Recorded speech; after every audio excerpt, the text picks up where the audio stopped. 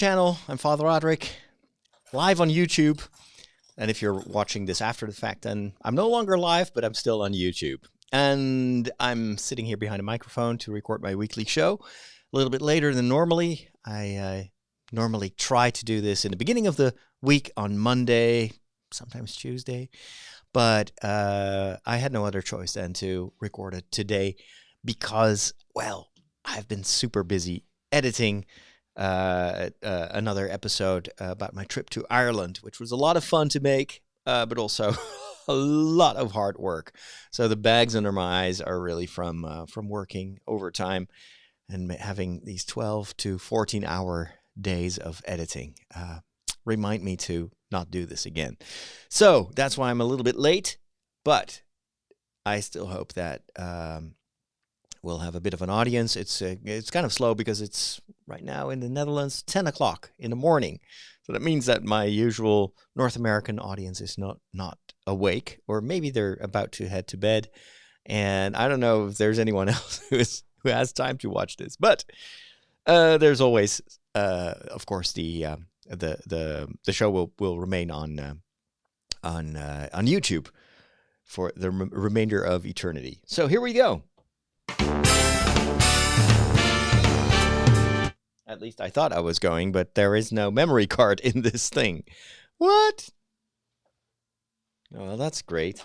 I think I used a memory card yesterday to record voiceovers. Hold on, I'll be back.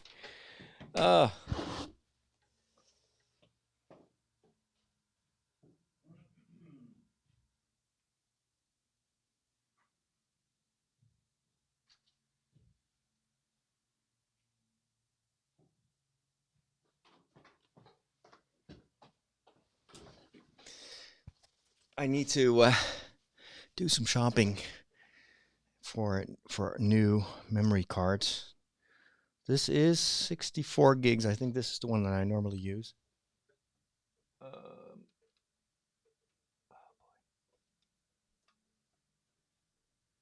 Okay.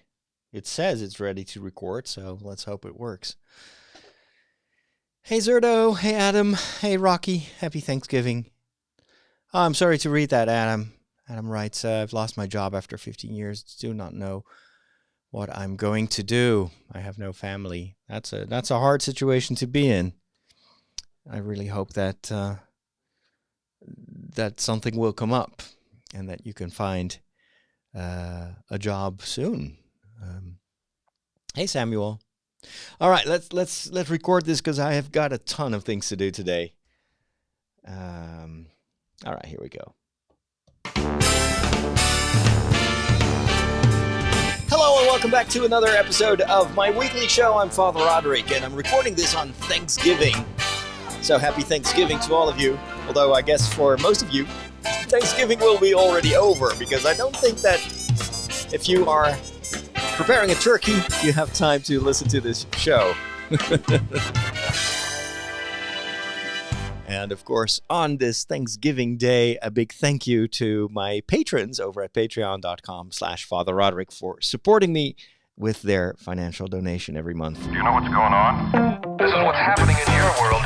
Face it, Catholics rule. We got Boston, South America, the good part of Ireland, and we're making serious inroads in Mozambique, baby.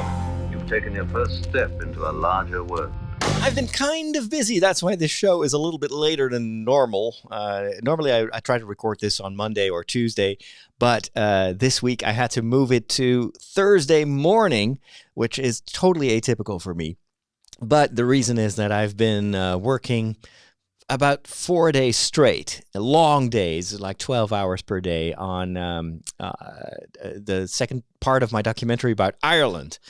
And just to refresh your memory, that was based on footage that I shot with my then brand new Asus Zenfone 6 that I'd taken on vacation.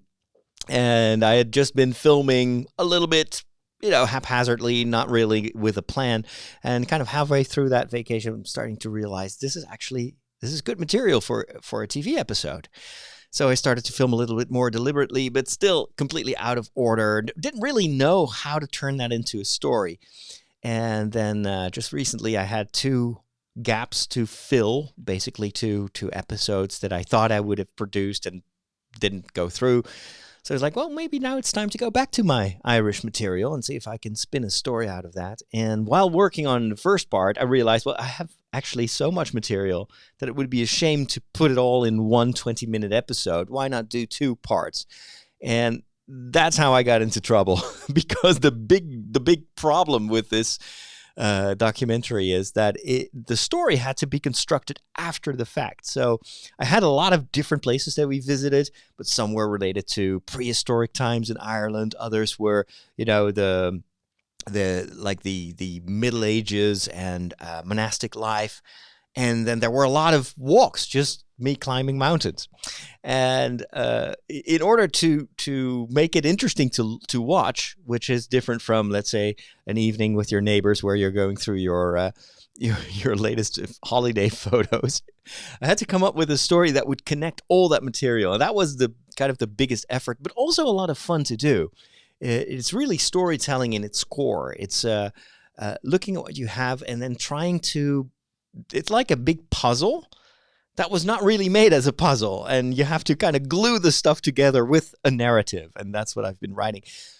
But in order to write a good story about Ireland, I had to do a lot of research as well. So I've been reading, I've been browsing all the time to gather my data and make sure, because this is television, so there are always people that are much more knowledgeable about Ireland than I am that are also watching this. So I have to get my facts straight. I can't bluff my way through this. And then once you've written the story, I have to record it. And the second part, I had all the leftover material basically.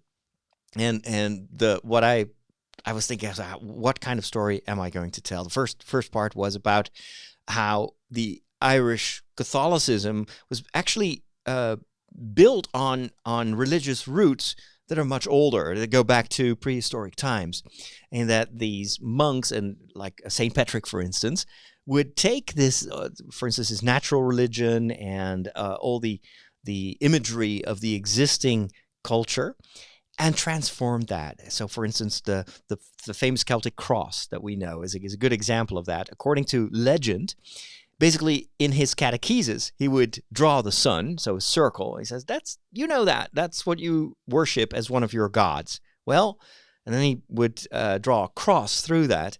The sun refers to Jesus, and it's his cross and resurrection that are saving you. And so he connected. He didn't suppress one image to supplant it with another one, but he merged the two together. So that Celtic cross is a good example of inculturation. That's what the Catholic Church has always done through history. So that's kind of how I told the first part of the story. And then I followed these pilgrims' tracks through the mountains, which was actually the reality. Every mountain that I climbed had a pilgrim's route that I was following. So that was part one. And then I had a lot of stuff about these monasteries being suppressed in the times of Henry VIII, of course, the famous or infamous king that broke up with the Pope because the Pope didn't want to annul his first marriage. And as a revenge, he basically broke with the Pope, with the Universal Catholic Church, and started his own local church, which became the Anglican Church. And then around that same time, or just before that, there had been the only English Pope that the world has ever had, and that English Pope handed over Ireland to the English king back then. And so that's how first Ireland came under English rule, and then with Henry VIII actually suffered all the consequences of this fallout between Henry VIII and the Pope. And I was amazed while doing my research how huge the persecution has been. I mean, for instance, Henry VIII, the first thing that he did was to suppress all the monasteries. And so that, in the story, that enabled me to integrate a lot of the footage from monasteries, like ancient ruins of monasteries that we visited.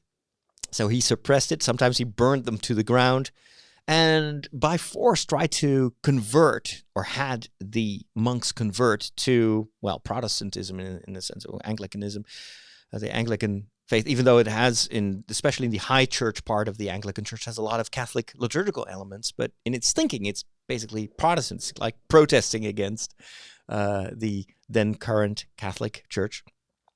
So he tried to convince the monks to convert, but it was basically, it's either you convert to the Anglican Church or it's a death penalty. And so they killed a lot of monks, and the persecution was real and pretty gruesome. And then the English tried to colonize Ireland by sending all sorts of local rulers, and they were exploiting Ireland for their own gain. So one of the connections that I was able to make was the exploitation of the rural countryside of Ireland for grain, basically. So instead of having this very diverse culture or agricultural situation where they would have cattle and all sorts of different crops, the Irish were forced to mainly grow grain, and that grain would go to England. And the remainder was for the Irish, was basically potatoes. And so in the 19th century, there was a big potato disease. And since since it was now an agricultural monoculture with only grain, they didn't have any flexibility. There was no margin anymore. So once the potato crops basically became a disaster for, I think that was 3 or 4 years in a row, it caused a massive starvation. More than 1 million people in Ireland died from famine. So it's called the Great Famine. And then another 1 million Irish left their country. There was nothing to eat. So some of them ended up in North America. Others went to Australia. There were also a lot of Irish that settled in England itself or went to mainland Europe. That's why there are so many different Irish families all over the world. It's basically caused by a disaster. It was mass migration at the time. So that decimated the Irish population with 25%. Pretty incredible. And that added to that the ongoing suppression of the Catholic faith. And even though all that happened, the Irish still were able to retain their own culture, which is very, very impressive. So they continued to speak Gaelic, even though the English wanted to force them to speak English. They came together in secret to celebrate masses. There were actually priests that would go literally from kitchen to kitchen. They would celebrate mass in the homes of the people, in the kitchen, and they would invite their neighbors, and then after mass was finished, they would serve breakfast to the priest, and then the entire day they would have a feast. They would make music, they would dance, they would have all sorts of plays that they did and games. And so what actually looked like a failure, like a defeat of Catholicism, became its greatest strength. That brought people together. And so once the rules were loosened a bit, I think that was in 1829. You see, I still have all these dates in my head because I just wrote them down and researched them. So I think in 1829, the rules were opened up. So for instance, it was impossible to get a formal job in Ireland if you didn't take an oath in which you would renounce both the authority of the Pope and the belief in the real presence of Jesus in the Eucharist. So two vital pillars of what makes Catholics Catholic. And so in 1829 that changed, but then you got the Great Famine, and then slowly you see the Irish Church building up again. And so that became the story of this second episode. And the more I was writing, the more I was fascinated. It's like, wow, this is such a great story. It's actually way too good of a story to only tell in 20 minutes. So I'm already thinking about doing a follow-up and retelling this story properly in a more ambitious way, I think, filmically. And then it ends with, so you have the Great Famine, and then you get the Catholic Church basically coming back and becoming again very powerful again, and that actually prepares the next big catastrophe, which is the internal betrayal by priests, by religious that abused minors and basically did everything contrary to the gospel. And that is currently the crisis of the Irish church. So that has had, one of the results, a accelerated secularization, as well as a secularization of the political life. So people started to vote differently, and that's why this country that used to be very Catholic, also in its moral choices, in its ethics, in its politics, verged to, the opposite side in some respects. And I still believe that these Catholic religious roots are so strong that, things are going to be all right. But it may take a century. But time and again, these Catholic roots are so strong that they will help, I think, rebuild things in Ireland. At least that's kind of my hope. That was the gist of my story. So at the end of the episode, I climbed Crog St. Patrick to go back to the beginning. Now that everything seemingly crumbles, and of course Ireland in that respect is like one of the examples of what we see happening all over the Western world. Catholicism, the church, Christianity as such, it seems to crumble, seems to die out.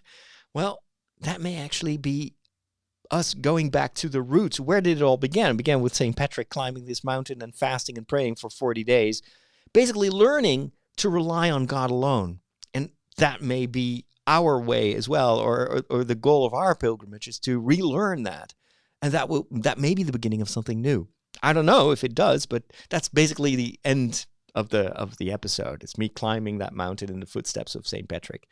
And while I was writing, it was like, wow, it feels like I filmed everything on purpose to tell this story, even though the story itself was completely fabricated basically after the fact. But I'm pretty proud with the result. It's just that only having 2 days to create this entire episode, that was pushing it a little bit too much. So I spent most of my weekend writing this story, most of Monday, part of Monday, and then I did editing on Monday afternoon and Tuesday.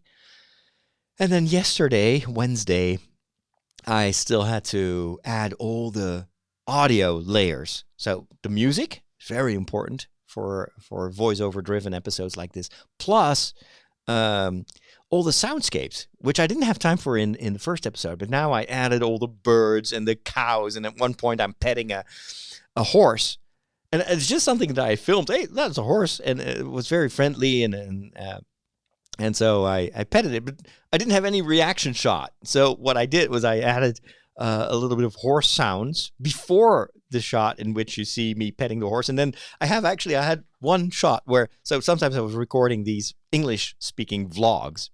And then at the end of the vlog, I always move my finger to the button to turn off the recording. So I took a little bit of that, and it was in a totally different part of one of my walks. But it was a kind of a rural background, and you see me moving my hand actually to turn off the recording. But now in the final edit with the horse sound effects, it looks as if I'm like startled by this horse and I'm reaching out to pet it. It's these funny things like that where pieces that are not related at all are coming together as if they were meant to be. And that's kind of the fun aspect of editing. It's just coming up with all these creative solutions and making something that was not there.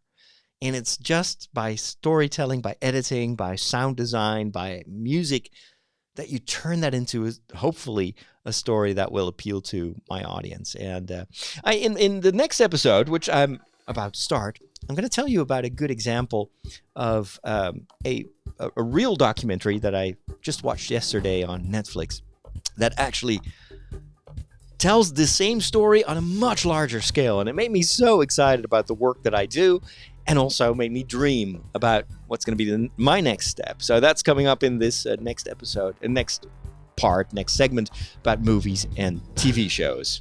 And of course, I'll talk about The Mandalorian. How do you not like movies?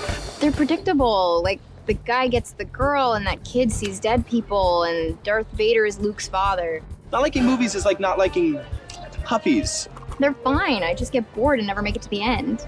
You know, you need a movie education. You need a movication. I'm gonna give it to you. All right, so the documentary that I'm talking about is called The Making of Our Planet by the BBC. I'll talk about that before, but not before I talk about two other things that I want to briefly touch upon in this segment. The first one is, of course, The Mandalorian on Star Wars. It's breaking all records. So it's now the most watched TV show in the world, which is an amazing accomplishment for Disney because they came out of nowhere with Disney Plus and had to conquer basically the world continent by continent. And there is still a massive part of the market that has no access to Disney Plus. I gather from what I see on the web that some Star Wars fans have found other creative ways, let's put it that way, to still watch The Mandalorian even though they don't have Disney Plus. So there's a lot of chatter, a lot of excitement about this series. And it broke actually the previous record, which was held by another TV show that I think is amazing, which is Stranger Things. So Stranger Things is now dethroned, and the number one television show on the planet is The Mandalorian, and it's well deserved because it's an incredible story, very well told, very well filmed, and it's breaking new grounds. I think that's what I like the most about it. This is Disney/Lucasfilm finally doing something new instead of just staying in the safe zone of doing iterative things. This fills me with hope for the future of Star Wars. Of course, a lot of people are apprehensive about this upcoming movie, Episode 9, the Rise of Skywalker, because this is going to wrap up the story of the Skywalkers, a 9-episode saga. And it seemed for a long time that Disney didn't know how to take the next step and where to go. And so we've seen the departure of these two screenwriters for Game of Thrones that were actually supposed to write the next trilogy. Rian Johnson seems to be still working on his trilogy, but there is no news whatsoever. At least he's not letting anything loose about his involvement and when that will happen. So will we still have a Star Wars future in the next couple of years? And what will they do? Will they just go do prequels, which is the safe thing? Will they move the timeline forward? But if they do, continuation of the Skywalker timeline, in what respect will that be different from these 9 movies? How will it be separate? And with Solo, they tried to do something super iterative, and it didn't work for many reasons, even though I liked it personally. And with the animated series, that's all still based on the current Skywalker saga that we know, and it's either prequel or it's filling in the gaps in the storyline. There's no groundbreaking. With The Mandalorian, of course, they still stay within that time frame between the prequels and the original trilogy. No, actually, I should say this is between the original trilogy and the sequels. I'm getting confused with all these prequels and sequels. This happens basically 5 years after the Return of the Jedi, and it's still in the same universe, even though it's in the outer fringes of that universe. But it tells a story in a totally different way. This is, trying out new genres. It's a very different pacing, very different music. I'm not personally very happy with that music, but a lot of fans love it. So, but it is still quintessential Star Wars, and that is what is so surprising about The Mandalorian. It is Star Wars, and yet it is a story unlike anything else we've seen so far in the Star Wars universe. So I think this is going to be super interesting. I'm recording a commentary on every episode, except for this week. I just couldn't find the time. I've watched the 3rd episode once. Don't think I have enough ideas yet about how to review it, so maybe tonight I'll record something, and otherwise I'll just have to record it on Friday, and I'll just be a little bit behind. The question that I'm asking myself is, how can I add something to what other people are already doing? That's kind of always the trick, is when you're in media, you always want to bring value. And if there are so many podcasts, I mean, SQPN has a Star Wars podcast where they go in depth about all the kind of religious elements, and it's got Angela Silla. Oh my gosh! Don't record podcasts early in the morning. Cialana She's a huge Star Wars expert, and especially her review of the Mandalorian culture in the Clone Wars and how it relates to the story of the Mandalorian in Episode 3. That's knowledge that I don't have. I haven't watched the Clone Wars, so I can't really rely on let's say an extensive Star Wars knowledge. So I don't want to do another one of those reviews where and then this happens and then that happens and that wasn't that cute, that wasn't that cool. So maybe I'll just focus on narrative elements, because that's kind of what I'm used to doing even for my work as a priest in the parish. Like a homily is always taking an existing story, the gospel and Bible stories, and analyzing it and finding those gems and applying them to, our lives.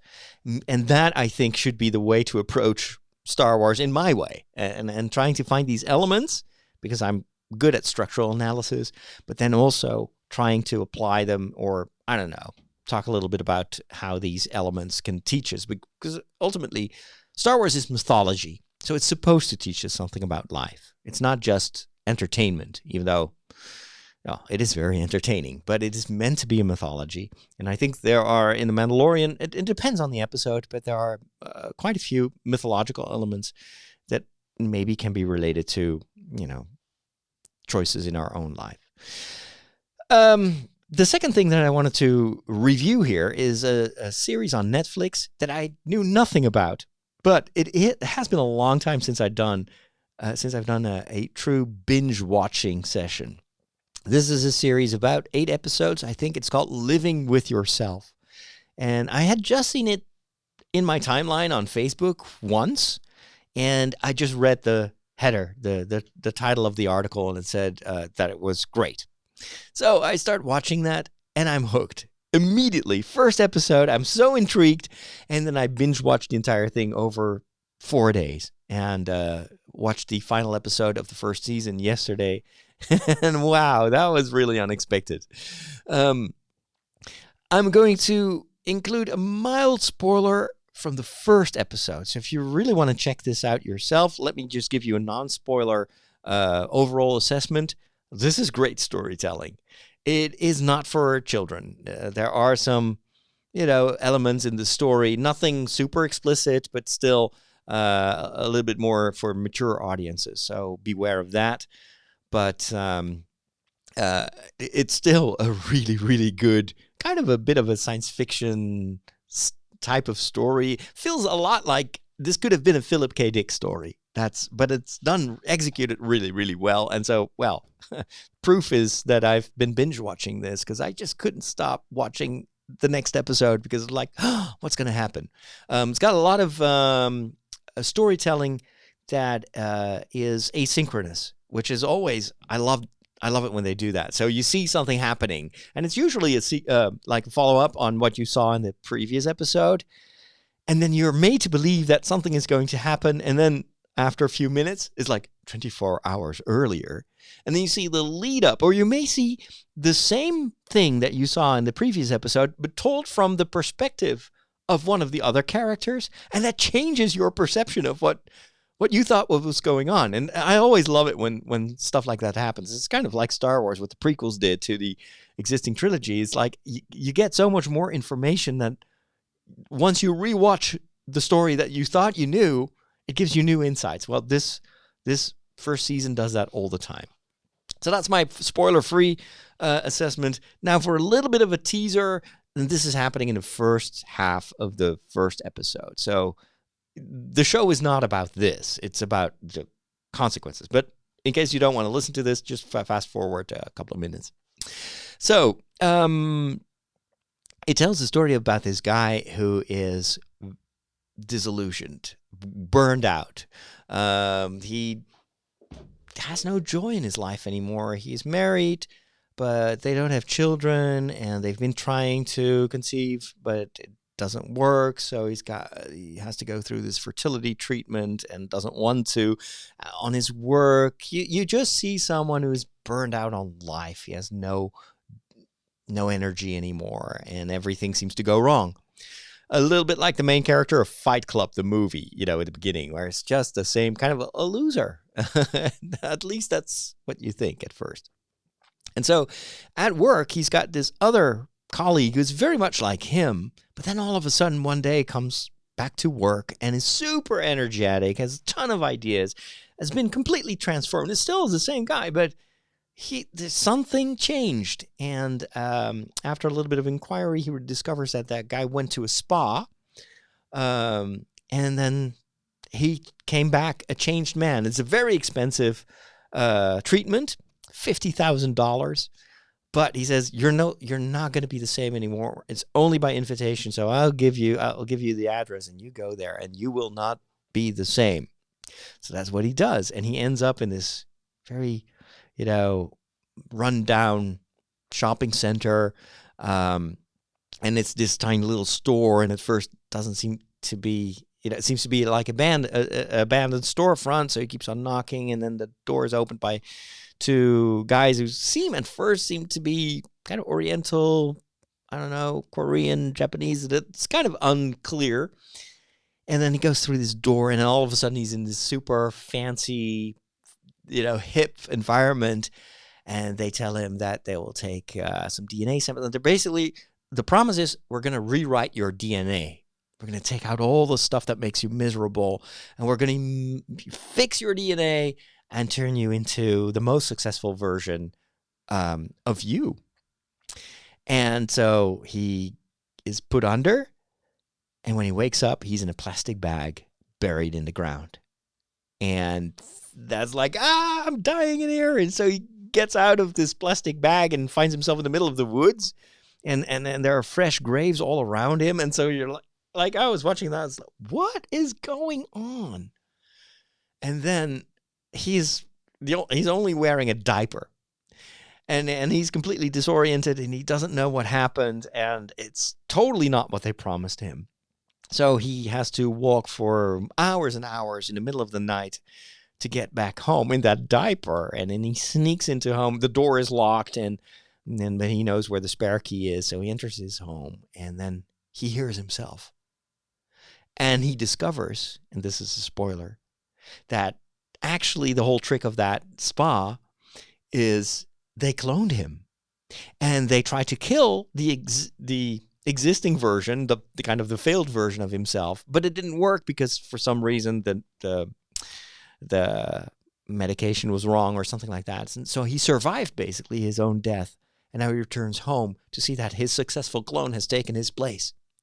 And the entire rest of the season is about living with yourself, because that clone has all the memories. And so this is why it's such a Philip K. Dick type of story. Has all the memories of his previous self.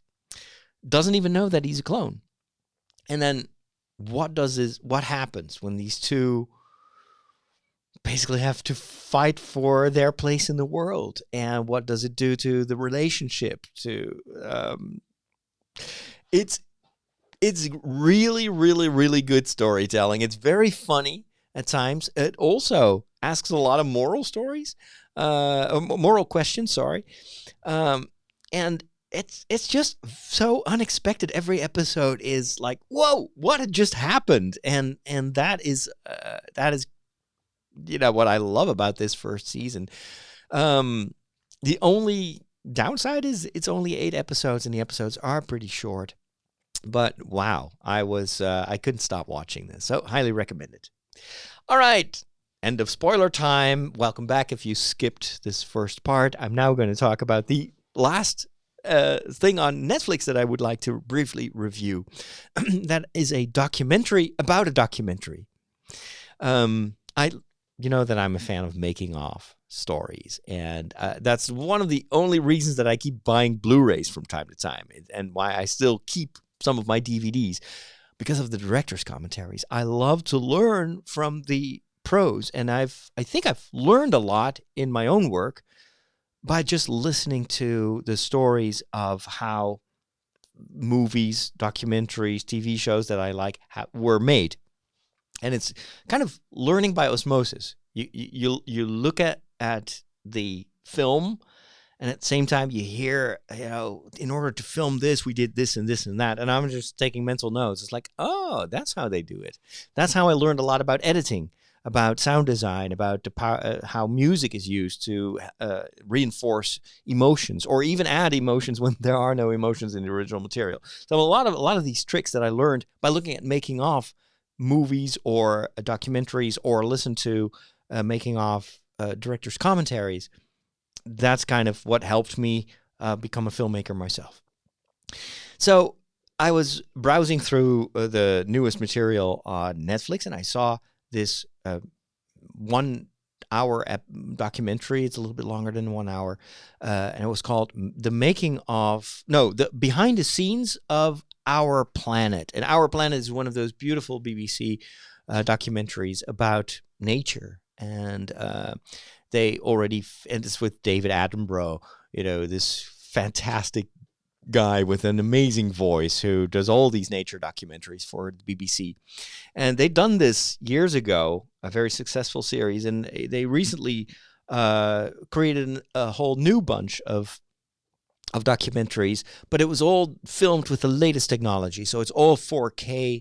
It's done with the latest drones, diving equipment, amazing production. I was only a company like the BBC can pull this off because it's both, the highest production value that you can find on the planet, but it's also the best storytelling. It's so riveting, and you see the world in its most beautiful, most fascinating form.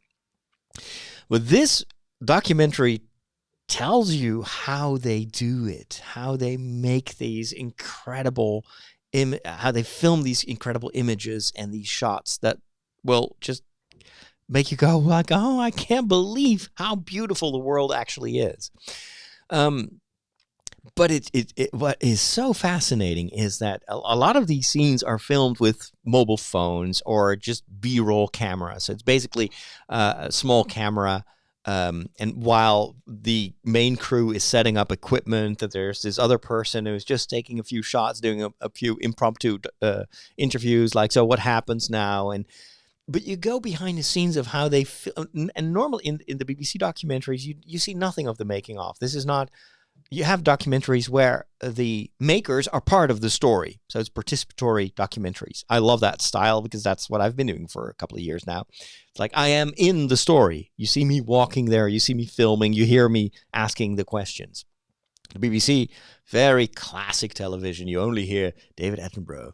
So the great blue whale on his hunt for his next prey, blah, blah, blah. And meanwhile, you see this incredible imagery. And then oftentimes the story, because you can't really direct nature. It's not that you can write, dialogue for the blue whale or the orangutan that you're going to film. So they usually do a lot of research beforehand. And then based on what they expect to go film, they will write this story. And they will also figure out what kind of shots they need. So you can go into the jungle, which they film, and it's, oh my goodness, I would never film orangutans because the entire jungle is one big pool of mud where they go. Sometimes they're waist deep into the mud, carrying these massive cameras. So they have these professional 4K cameras. Like it's the total opposite of how I work, because I work with this diminutive M50 Canon camera with a tiny little pancake lens. It's all lightweight. I try to keep everything as lightweight as possible.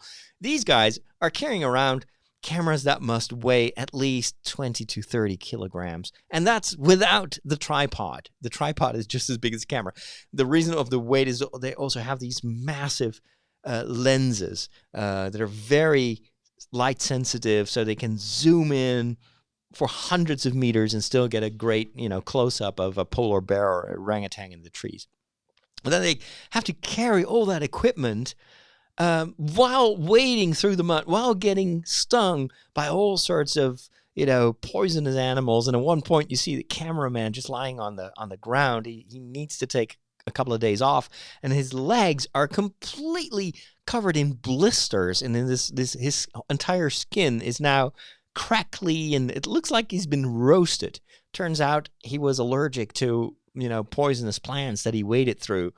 And the only way to heal is by not moving and getting exposure to the sun. So the sacrifices that these guys make to film the shots. There's this other sequence which is absolutely flabbergasting.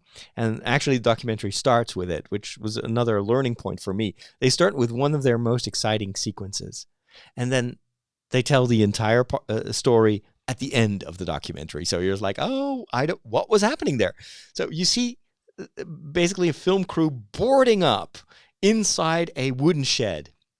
And they're, adding extra wooden planks and barricading the door.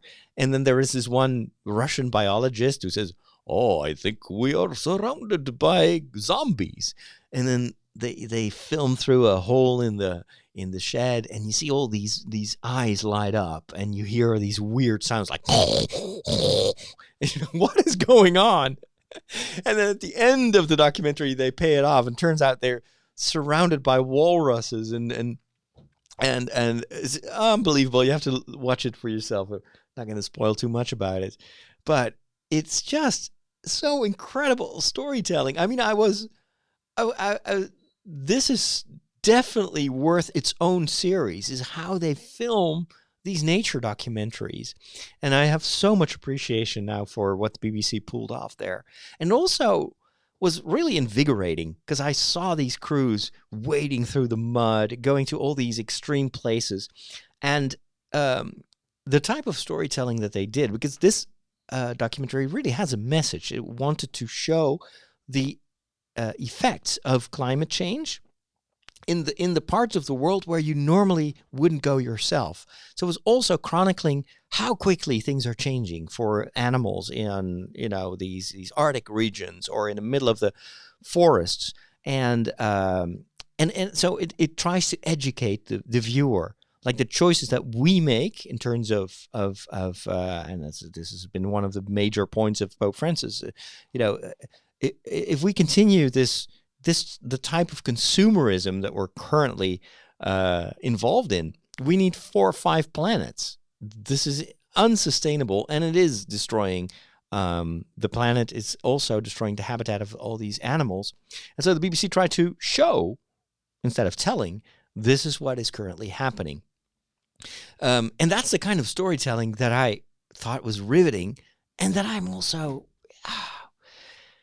It touched a nerve here. I've been doing television for 10 years now, and my show has always been a bit like this podcast. It's been very eclectic, and it talks, every episode is totally different from the other. And I rarely do these longer narrative storylines.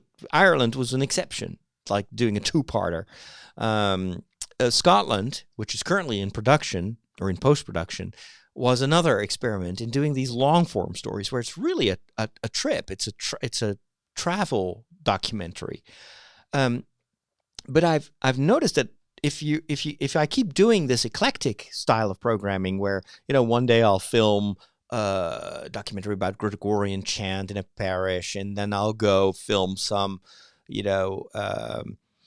efforts in a local place where they're trying to help the poor, etc. All these topics on itself are worthy of attention, and there are stories to be told. The thing is, you have to tell these stories in 20 minutes, and then it's over, and then it disappears. And there is not really an impetus for someone who's seen one episode to say, I'm going to watch the next episode as well. The only reason may be because they like me. And I do participatory documentaries, so they know that, well, it's still the same guy who's going to show up in the next episode as well, but they don't know what it's going to be about. And I noticed that 2 weeks ago, I had my episode about Ireland, but then last week, we had an episode that was completely unrelated, which was me walking to raise money for charity in the summertime, and walking for 4 days, and I interviewed 2 other people. That, for me, completely broke the narrative of the TV show. It was such a different story and didn't really come out the way I thought it would come out. And so I was like, And then now just finished the next episode about Ireland, which is currently in post-production and will be aired next week. And then it picks up where I left the viewer 2 weeks ago. And I was like, but I want to take people with me. That's what I like about vlogging. It's just being able to follow someone through life and through his or her adventures. And that's the kind of television, that's the kind of storytelling that I want to do. So, and I had already been thinking a lot about changing the way I approach TV and also approach my vlogging and going more towards long form. It's basically why we binge watch. It's like we want to see what happens next. And I want to be able to do that same storytelling in what I produce instead of doing just, oh, this could be interesting, that could be interesting. That is much more what you do with radio. That's what I do with this podcast. This podcast doesn't want to be like this ongoing epic story that will take you everywhere. I used to do that, by the way. I started not with a show like this. This is more background stuff. You put this on during your commute, or if you have an hour where you're, I don't know, have to sort out the laundry, then you listen to this kind of stuff, and it doesn't really matter that it's haphazard because it's just background. But I used to have a show called The Catholic Insider, and those were documentaries. Those were audio documentaries. So I'd take people, for instance, during my vacation, I would record these episodes. It was audio only, and I would be in Spain. And while we were visiting all these different places, I would tell the next chapter of this journey through Spain. And it was so much fun so what I did was I did a lot of research beforehand. Then we visited this one church or cathedral, and I could tell about it and record audio and, I don't know, just paint a picture, a mental picture in the minds of my listeners. And and then once I was back home, I would have 6 or 7 episodes. And so every week there would be a new podcast from Spain, and it would just be like a month and a half of storytelling in Spain. And I love that. I so love doing that, and I miss it because you can only do so many things in 24 hours per day. But I realized that old form of audio storytelling is what sets my shows apart from all the other podcasters. There were not many people, and there are not many people who are doing that type of audio. The Walk, which is my weekly show where I literally take you for a walk, is very much like a remnant of that old style of storytelling, even though it's mostly a brain dump and there's hardly anything very exciting happening. I'm just walking outside. But just the fact that I'm walking outside, you hear the rain, you hear the traffic, it's in stereo. So you kind of, if you close your eyes, you're in my part of the world. That is still, I think, if I would just sit in front of the microphone and give you the same content, it wouldn't be the same. So I'm more and more thinking, if this is what I'm good at, if this is what sets what I do apart from other productions and other talented TV makers and audio makers and podcasters, why don't I focus on that? Because that is my strength. And this adds something. It comes back to what I previously mentioned. I want to add value instead of just duplicating what other people can do very well. So that's kind of currently whirling around in my mind. And I've already filmed half of the next TV season beforehand. So this is not going to be a change I'm going to do at the beginning of next year, but definitely after the summertime, I need to come up with something different. And I'm looking forward to it because, you only get somewhere in life if you dare to leave your comfort zone and embark on a new adventure and trying to challenge yourself. That's how I ever got into running marathons. I'd never done that before, but I wanted to challenge myself, and it changed everything. And so that is what I want to apply to my media work as well. And with that, it is time for the Peculiar Bunch. Catholics rock! Here at the Peculiar Bunch, we're always happy to tell you everything you always wanted to know about Catholics and Christians and their traditions, but you were afraid to ask. Catholics can be a peculiar bunch. No meat on Friday. Oh, meat? What do they eat? Light bulbs? Well, today I want to talk about my Advent resolutions. Man, you guys got more crazy rules than Blockbuster Video. So Advent is just around the corner. Last Sunday we celebrated the Feast of Christ King, which is the last Sunday of the liturgical year. So the church has a very different way of looking at time than we have in, daily life.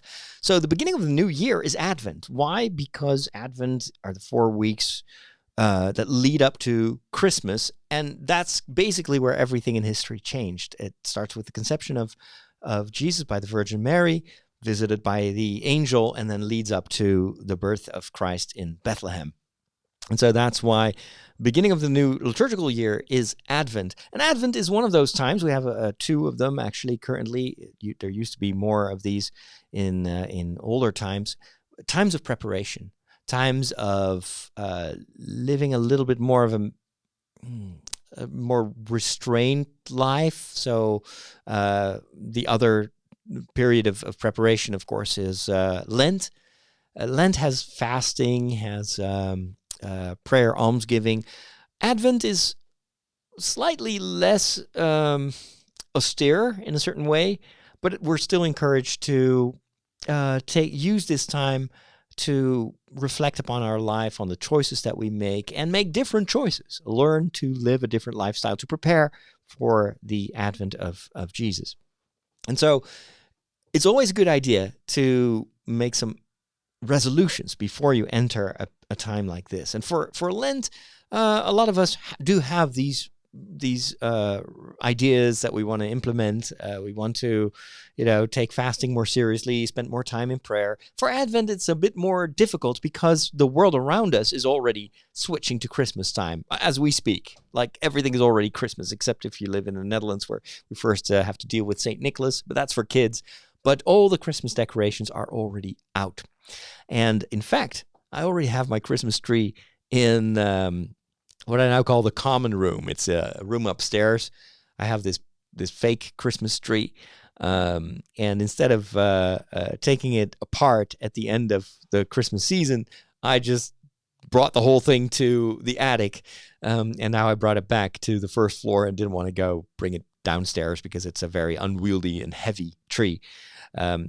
One of the rooms where I also do the gaming and where I watch TV, I wanted to have that I wanted to give it the feeling of the common room in one of the Harry Potter houses, so the Gryffindor common room. And so that's where I put the tree. The reason that I already put up the Christmas tree is because during Advent, I don't want to be busy with, mounting the Christmas tree and getting into Christmas. I want to be able to focus on Advent itself. So one of my resolutions for Advent has been to focus again on my priorities. And those priorities include prayer, include making more room, literally more room for Christ in my life. And I can only do that if I refocus on the most important things in my life. So these past few days where I was working 12 to 14 hours per day on these Ireland episodes were a great example of how I do not want to live my life. Because it's actually destructive. It is so much work in so little time that I have no time to eat properly. I have no time for physical exercise. I hardly have time to sleep. And when I sleep, I don't sleep well because in my mind, I'm still editing, still thinking about, okay, what am I going to do tomorrow? Because you've got that deadline. This morning, I realized a deadline is called a deadline for a reason. Because if it's, you're half dead when you reach that line. And that's basically what has been happening to me. For Advent, I've decided to step on the brakes and to outsource as much as possible and to just not try to be too ambitious when it comes to work so that I can ease into Christmas. So one of the things, and it was pretty bold for me to do that, was I told everyone here at the office that I am going to take a week off before Christmas. normally, most people have some time off after Christmas, which, by the way, never worked for me, because after Christmas, immediately you've got all these, there's such a whole bunch. I'm already like resenting the amount of liturgical stuff that is waiting for me after Christmas. It just goes on and on and on. And one of the reasons that I resent it is not because I don't like to celebrate, Mass or anything, but it's because the parish is now so big. There are 2 parishes merged into one region, and it's massive. And every week I've got to go to a different community, and the times keep changing. Like in January, I've got a couple of Sundays where they've put Mass on 10 o'clock. That means that normally my life used to be super consistent. There was always Mass at 9:30 and then the second Mass at 11 o'clock. So I could be celebrating the Eucharist in 2 parish churches, 2 communities. And usually there are different villages, so it's not multiple churches in one city. It's all over the place. And we only have 3 priests for 15 churches. So you want to enable the communities to celebrate the Eucharist as often as possible. But I've just noticed that for the next couple of months, they put me so often on Sundays where Mass starts all of a sudden at 10:30 or at 10 o'clock. And it's just like, how selfish of these churches, and I have no other words for it, to just claim that time so that instead of celebrating and serving 2 communities with the Eucharist, I can only serve 1. And it's all over the place. And there are places now, there are churches where I only come like once every 3 months. So you're basically the magician of the month, That's how it feels. It feels so utilitarian. It's no longer about having a bond with your parishioners. It's about just, you come and consecrate 1,000 hosts so that we can do without you for the next couple of weeks. I know it's not like that. It's not meant to, but that's basically the result. And it gives me the feeling that I no longer have roots in the parish. And that's a slippery slope. And I'm very worried about that situation. And I can tell that it's not good for me as well. It just makes you feel that you don't belong anymore, anywhere. And so the one of my resolutions for Advent is to take time to ask God if this is what he wants me to do, and if this is still a match with my vocation, because I certainly did not want to become a priest to just run around and drive around like a madman, and not having time anymore to properly be where I am and to bond with the people and to really be a pastor. I want to be a shepherd. But a shepherd, according to Jesus, has to know the names of his sheep. Well, if I keep running around like this, I don't know any of these sheep anymore, nor do they know me. And so it's discernment. What is wise? That is going to be the main theme of this Advent time. And it's just not even 4 weeks to Christmas. But the reason that I wanted to take a week off before Christmas is so that I have more time to think about these things.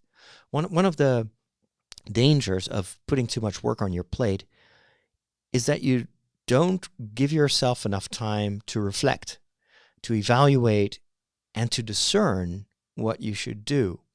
And I believe that, especially for my life as a priest, that is very vital. I'm supposed to do God's will instead of chasing a career or just following, the fad of the week.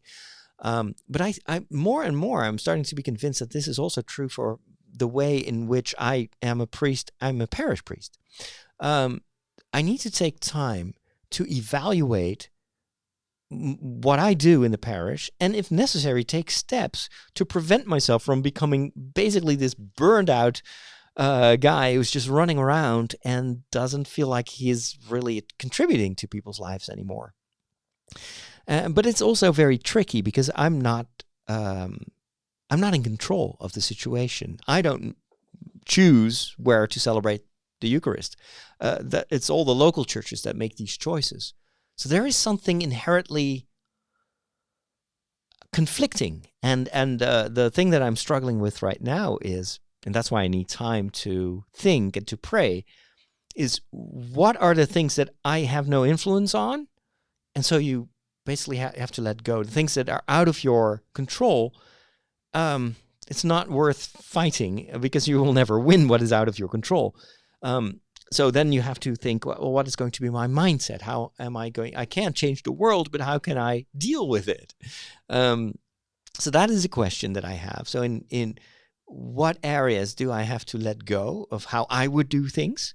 Because, I'm not the main pastor. I'm not in charge of that. But I still suffer the consequences of choices that other people make. So how much do I let go and I try to, step into a different mindset? Or am I called to make changes and to also tell other people and to maybe go talk with my bishop and discern, well, maybe God is asking me to not accept the situation and to make different choices. It's a very, very difficult thing. But I feel how right now, because I'm overburdened with work, that there is no room in my life to make a proper discernment. And so if you are conflicted about something, but you don't feel that you have the time to think about it or to ask God even, what do you want me to do? And that takes time because God doesn't usually give you these instant solutions like, hey, pour some water over this and it will turn into a fantastic new solution for your life. That's not the way the Force works, and it's not the way God works. God always asks you to become open and to make room so that he can whisper over time what he wants you to do. And so discernment almost always, without exception, asks for availability. And so I need to create that availability. And for me, Advent is going to be that time of the year where I try to create room. And it means sacrifices. It means I have to let go of a number of things I hope to do before Christmas time and sometimes force myself to do previous years. I'm not going to do that. Same with podcasting and vlogging and gaming. Sometimes I just have to let go. I'd love to do these gaming sessions and stream it to YouTube every evening. But if I would do that when I'm still working these 12, 14-hour shifts every day, I'd kill myself. That's definitely not what God wants me to do, nor what you want me to do. So for me, Advent is going to be a time of rebalancing myself. Most of all is setting course on God's road for me. And in order to figure out what he wants, I need to make room for him. So that's my plans for Advent. When did you become an expert in thermonuclear astrophysics? Last night. The packet. The extraction theory papers. Am I the only one who did the reading? I don't know how I do it, but I did find some time to do some reading. And it was mostly while folding laundry. I hadn't folded laundry for 3 weeks. And so I had hours of work sorting out all the black stuff. And that's kind of the downside of wearing black. The upside is you never have to choose what to wear. The downside is all these socks look alike, but they're not entirely alike because I bought them in different stores. And so he was like, okay, which black sock is that? And I'm very, crazy about that. These socks need to be matching. I can't be the guys like, oh, well, they're all black, so who doesn't care? No, I feel it. If one sock is different, like right now, I have a sock that goes up like halfway on the how do you say that? It's a little bit longer, and the other sock is short. And it's because I ended up with the two socks that are definitely not a pair. And I'm like, okay, I'll just put these on. But for the entire day, I was like, my socks are wrong. There is something wrong with the socks. And so I put a lot of effort into sorting my socks. And meanwhile, I was listening to an audiobook by Correy Doctorrow. A very prolific writer. And this is one of his first novels that he ever wrote. And it's called Down and Out in the Magic Kingdom. He reads it himself. And this was written, I think, in 2003. So it's a very old book. I think he recorded the audiobook version much later. And it's really not well recorded. It's clearly done on like one of these dictation devices. So the sound is overmodulating quite a bit. He just, sometimes he misreads. And then he just stops and rereads the phrase. Normally, we're so spoiled by Audible and stuff like that. They just take out those those moments where they do an edit of the audiobook. But in this case, not so. So you hear him make mistakes, and it's like, oh, wait a minute, I should emphasize that word, so let's go back. But it feels very much like the author is just reading his manuscript. The story is quite riveting. And I was triggered by the cover of the book where you see the Disney castle, and it takes place actually in Disney World. But the twist is it takes place in Disney World in the future, like, I don't know, 100 years from now. The world is in disarray. What's new in these stories? So there's been, major catastrophes, and only part of humanity is left. And there is a community that now lives in Disney World. And Disney World is still running, but at the same time, there's a community of inhabitants that keep it running. I'm not sure if Disney itself is still involved, but they take pride in maintaining all these old attractions. So this book works best if you've been there, because it talks about all these familiar places. But then, of course, it's in a very decrepit state because 100 years have passed and, well, the world has changed. But you see these groups of people volunteering to, for instance, keeping the Hall of Presidents alive, which is the big animatronic thing that Disney built when he was constructing Disney World. I think it was wasn't it part of Epcot? I'm not a very knowledgeable Disney fan, but I have visited Disney World many years ago. And so I do recognize a lot of the places that they talk about. And it's funny because this was written in 2003. Even between that time and now, 2019 was, of course, science fiction territory back then. Some things that he describes having survived these 100 years have already changed in the meantime. But then there are these rival factions in the story. And some of them want to innovate and the others want to preserve. And so it's this conflict between. And there is also this very weird, it kind of harkens back to Living with Yourself that I reviewed earlier on in the movies TV segment. There is this new technology that enables you to go into deadheading. Deadheading is basically you do a download of your entire brain and all your memories. They store it on a computer, and then you say you're like, I don't like this time of history. Wake me up 300 years from now. What they would basically do is they create a clone 300 years from now, and they re-download your memories, the entire contents of your brain into that new clone. And then the old clone is just disintegrated. So there's no death anymore. And then there is a moment in the book where they actually ask that question, are you still the same? This clone, is that really you? So it's basically, as a theologian, I would say this is the question about the soul. Is this still the same soul? And is the soul, can you reduce that to just the contents of your brain? I would say no. But anyway, so it asks a lot of questions about identity, but doesn't really go in depth. The story is very fast-paced. It's a quick read, and it's not always very well done. This is definitely a book that I think would benefit from a rewrite. And at the end of the audiobook, Correy Doctorrow says that he's thinking about a prequel, I think. So how did the world turn to the state that we find it in the beginning of this book? I don't know if he's ever written it, but I have to give it to him. He's a good writer. It's not literature, but it propels the story forward quite fast. There are some weaker moments in the story, but all in all, I was fascinated. And the book works best because it takes place in Disney World. And so, well, that's what you can relate to it if you've been there. And with that, I think it is time to wrap up the show. I've been talking for about an hour. I had some more notes to talk about, especially Ronald D. Moore talked recently about going back to Deep Space Nine and creating another season. It's not going to happen because he works for Sony, spoiler, but it's still an interesting read. The link to the article is in the show notes on Tridio.com. I'll be back next week, hopefully, if I'm still alive. Thanks for listening, and thanks to my patrons.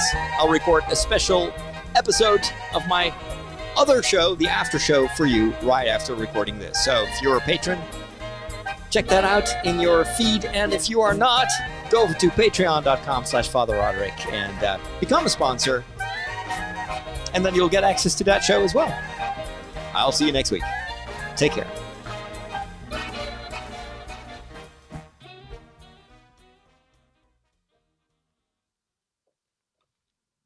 All right, that was show number 1. Turn that one off, and now I'm recording the after show. Hey, it's Father Roderick, and if you're listening to this, you are listening to the after show, which means that you're either watching me live on YouTube, which is only a very, very small group of people, or you are a patron. And if you are a patron, you get this show in your special feed, and if you don't know how that works, you're probably not listening to this, right? But anyway, it's because there's this special feed, a podcast. What is it? What's the service? Patreon enables me to do. We're going to change that, by the way, because I also have a few donors, especially in the Netherlands, that donate directly, not via Patreon, which actually saves even a bit of money. But they don't have access to that special feed, so we're going to kind of rework that a little bit. But I'll let you know when that changes. As usual, in the after show, I'll just go through the questions that are asked by the audience while I'm recording the podcast. So usually the show works best in conjunction with the weekly show. I was recording the episode of this week on a morning, so I got a different audience, also a smaller audience, because it's this weird time zone where basically people are awake somewhere between Australia and the Netherlands. And I do know that I have an audience there as well. It's just not as big as the North American audience. So Michael, for instance, says, hey, it's 3 a.m, and I love you regardless. So why are people listening to this at 3 o'clock in the morning? Wrong time zone. Anyway, and of course, happy Thanksgiving to all of you. Most of you will have already celebrated it. I hope it was a good time together with your family. And if you, like me, are in a part of the world where you don't celebrate Thanksgiving, well, there is still Black Friday that now seems to be this international tradition. So maybe you scored some good deals there. I have mixed feelings about it. It's a lot of consumerism. And of course, most of Black Friday is completely fake. They just want to sell stuff. But it's not because they are trying to get rid of, well, some stores are actually trying to get rid of inventory. And so that they will discount it. But most of the discounts are just fabricated. But it is still sometimes a good moment to buy a camera or something like that. Since it's not Black Friday yet, I don't know if I fell for it. But there are still a few things on my list. The way that I treat these sales and Cyber Monday as well is, instead of just going online and taking a look at all the offers that are there and being tempted to just buy stuff that I don't need, I just make a list of, well, what are the essential things that I need for my work or for leisure? Sometimes it's just, I would love to have this movie on Blu-ray or something like that. And then I go look on Black Friday or on Cyber Monday if there are any deals on the equipment that I need. For instance, one of the things I would love to have at home is another Canon M50. I use the Canon M50 for my TV work, but it needs to be ready for work. My old ATD is currently now the streaming camera that I use, and I also have that on a tripod, and I want to keep that in the same location. If I have to take that off and take it home, it's always problematic, because then I forget it at home. But I do need a better camera to record my my streams, especially the Star Wars episode that I do. Sometimes I do these vlogs. I'd love to have a second camera that I can just use for everything that I do for my international audience. So that's on my list. So if I see a good deal on Black Friday, I'll definitely get it, especially if it comes with a kit lens or something like that. 1970 Jason says, Father Roderick, the only priest that could get me back in church on Sundays. Well, I'm glad to hear that. Hey, what else are you going to do on Sunday morning, right?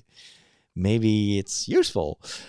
313 Fantastic One says, Happy Thanksgiving. May everyone have a blessed day and night. I hope so too. And even though we don't have that Thanksgiving tradition in Europe, it always reminds me to be thankful. I saw actually a very interesting vlog the other day, which is actually also It's Matt DeValla. DeValla, I'm not sure how to pronounce his name correctly. It's the guy who edited the documentary about the minimalists.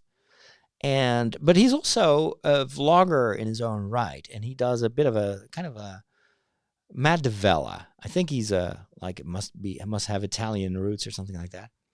So Matt, M-A-T-T, and then D''A-V-E-L-L-A.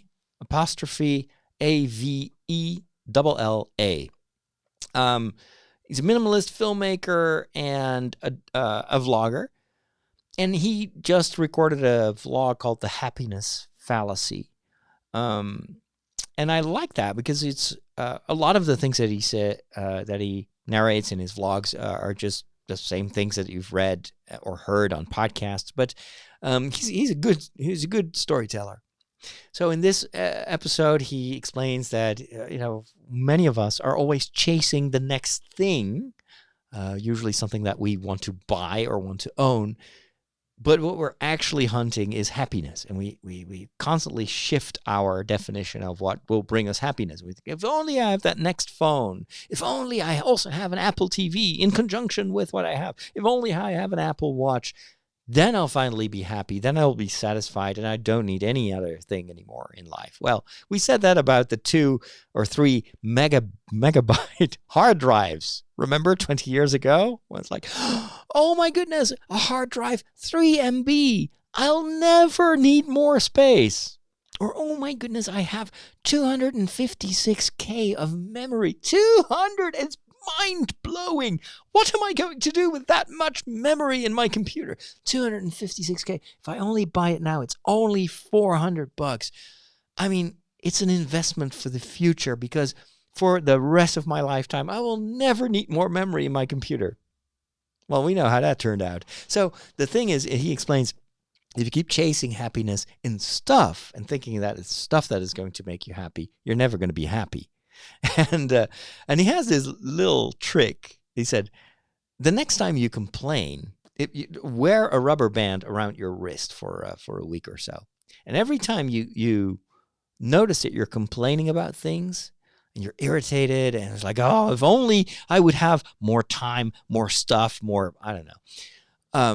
Then just pull on that rubber band and let it go, and it will slap you, and it will remind you to, instead of being irritated about the stuff in life that you don't have and that doesn't work, take a moment to tell yourself, so it's like reinforcement of your inner speak, you have enough and you are enough.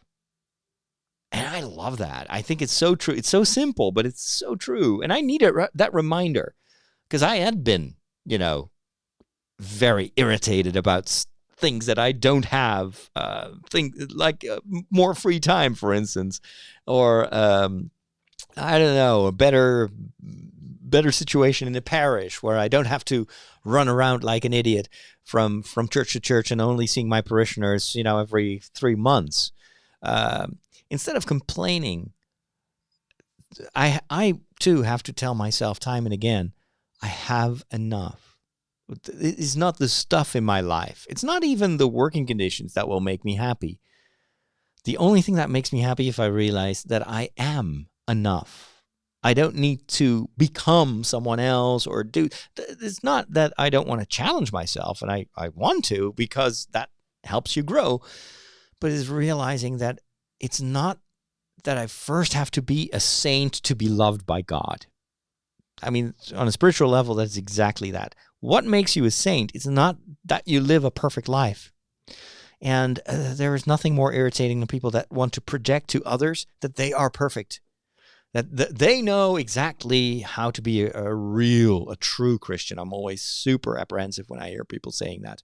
Or people, and I unfortunately get some of that flack myself, is like, well, you're not a real priest. You're not a true priest. A true priest would not play video games. A true priest would not waste his time on Lego or something like that. And so they project that, well, they are really perfect Christians.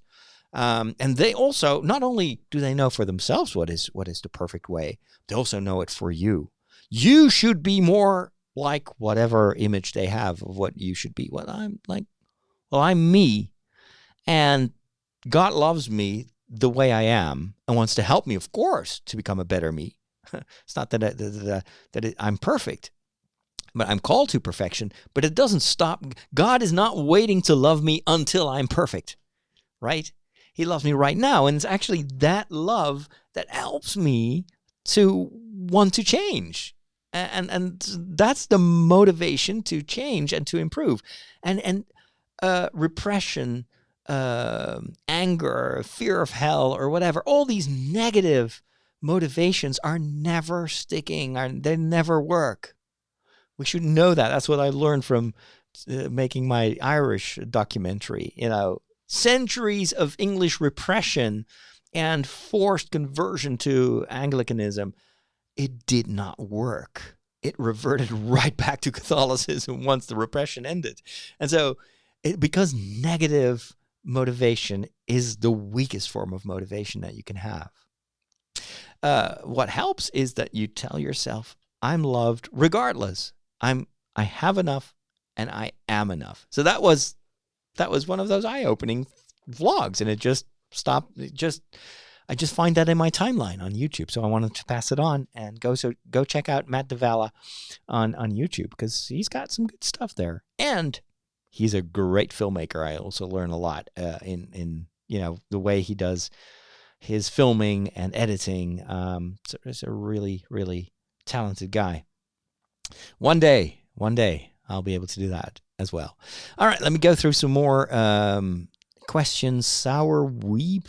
Can you explain the Philemon letter by Paul? It's a school project. Well, I'm sorry, but I'd have to research it myself, which is probably something you could do for your school project. So I apologize that I can't do like a catechesis course here in these 10 minutes that I have. Samuel asks, theological question. Is it at all possible to receive the Eucharist in the Catholic Church without becoming a Catholic?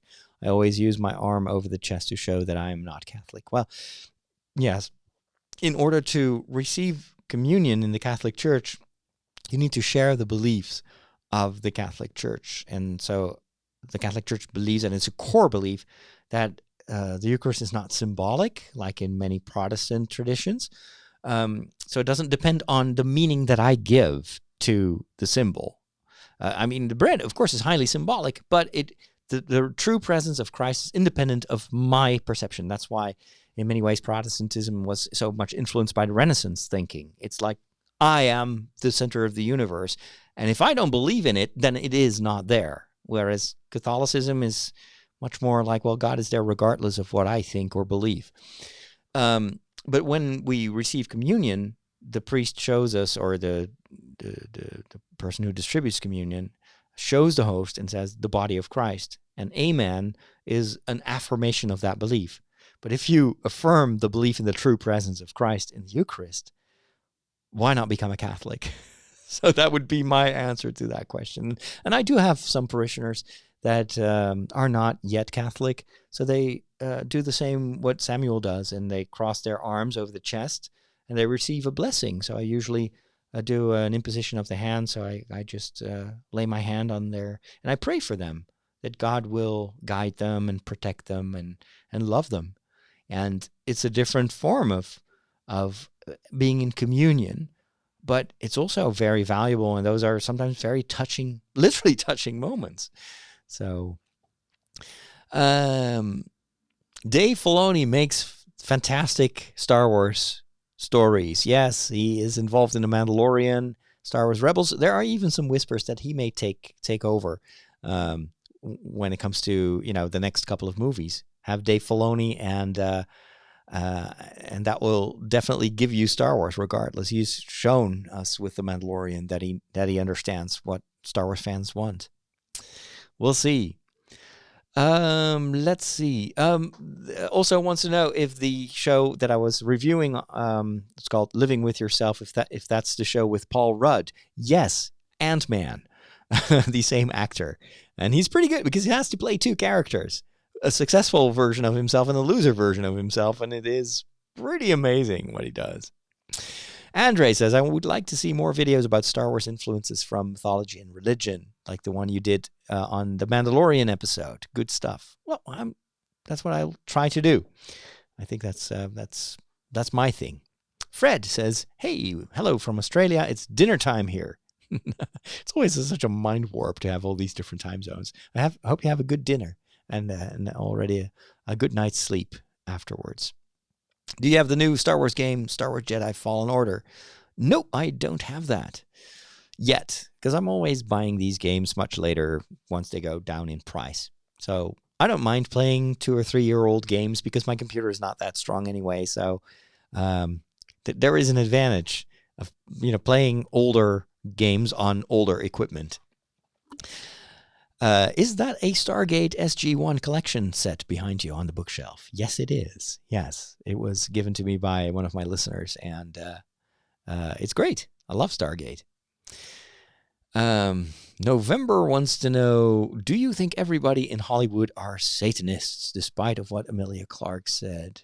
I don't know what Emilia Clarke said, but I don't believe that at all. At all. There are good people in Hollywood and bad people, like everywhere else on the planet. Margot says, "Happy Thanksgiving from Tacoma Park. I am thankful that I get to watch your live stream before I go to work." Wow, you're up early. I hope you have a good day's work.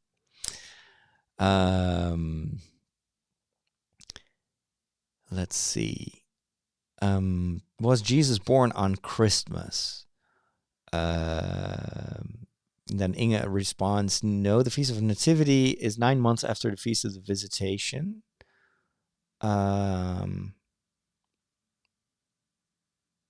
Yeah, but that is Christmas, right? So we celebrate that. I think the question was Jesus truly born on Christmas? Well, no, we don't know when Jesus was born, but we place it on the 25th of December because of the summer solstice, the winter solstice. So symbolically, the days after Christmas are getting longer again. So that's a nice seasonal symbol of what Jesus is going to bring us, more light in the world. But we don't know for sure when he was born, and it doesn't really matter that much, I guess. CSTV says, "I don't imagine I've ever considered that a priest would have a similar work-life balance concerns as the rest of us. If nothing else, thank you for that perspective."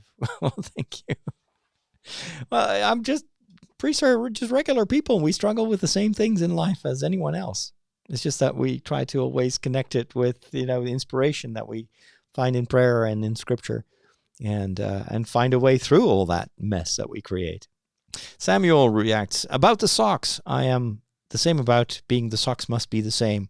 I was talking about, sorting out these black socks, and I can't stand it when I have 2 black socks that from a distance look the same, but they're not. They're different elastic properties and different lengths. Samuel started to buy all his socks from one place and one place only, so soon all his socks will be the same. That has been my strategy as well. But the store where I buy my socks changes the socks manufacturers every 2 years, and usually my socks last for 2 years. So it doesn't work. Anyway, and then Chrysagon wants to know if I will post more Star Wars videos. Yes, definitely, as soon as I have some time. Hey, that's it for this episode of The After Show. Thanks for listening. Thanks for being a patron. I'll talk to you guys soon. Take care, and God bless. All right, time for me to move on to the next job today. It's going to be busy. Hey, thanks for joining me this morning, and have a good day, morning, night, wherever you live. Talk to you soon.